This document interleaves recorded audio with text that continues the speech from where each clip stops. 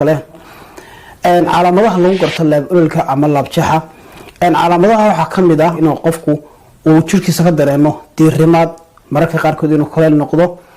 mararka qaar kood inuu qofkaas dareemo gubasho laabta dhunta sidoo kale ama cunaha kale inuu ka dareemo gubasho taas oo ay ugu wacan tahay ICD ka imanaysa caloosha dibshiidkii oo xumaada mararka qaar kood qofku wuxuu dareemaa ama afkiisa ka dareemaa qadaal buu ka dareemaa ICD buu ka dareemaa waxa kale oo dareemaa qofkaas in xaaladda xanuun ee haysa ay markaa ka sii darayso markuu foorarsado markuu dhabarka u jifto salaano kale wuxuu dareemaa in culays badan ka saaran yahay laabta ama chest uu ka saaran yahay labada xilli marka qofku uu soo foorarsado